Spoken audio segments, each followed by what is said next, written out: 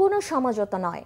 সাবিনা, সঞ্জিদা সহ 18 ফুটবলার থাকলে অনুশীলন ক্যাম্প বয়কট করবেন কোচ পিটার বাটলার। কোচ ও ফুটবলার দ্বন্দ্ব নিয়ে বাফুফের বিশেষ কমিটির তদন্তের মাঝে এই হুমকি দিলেন তিনি। দুই পক্ষের সাথেই আলোচনা করেছে তদন্ত কমিটি। তারা রিপোর্ট প্রকাশ করবে বৃহস্পতিবার।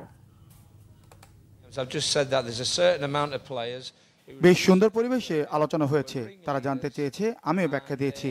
বলেছি মেয়েরা মিসগাইডেড ছিল।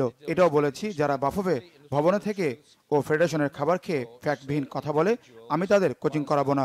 আমি নির্দিষ্ট সংখ্যক খেলোয়াড়ের কথা বলেছি, তারা অনুশীলনে যাচ্ছে না এবং ভিত্তিহীন অভিযোগ তুলছে। এটা ননসেন্স এবং এসব বন্ধ হওয়া দরকার। এটা কোনো ডিপার্টমেন্টাল স্টোর নয়, এখানে সমঝোতার কিছু নেই। তারা থাকলে আমি থাকবো না, একদম পরিষ্কার। বাংলাদেশ 2 বারের সাফ চ্যাম্পিয়ন, তবে কয়জন নারী ফুটবলার বিদেশি লিগে খেলে? এর কারণ ডিসিপ্লিন। আমি ইংলিশ কোচ, ফুটবল সংস্কৃতি সম্পর্কে ভালোই জানি। যেটা চলছে এটা গ্রহণযোগ্য নয়।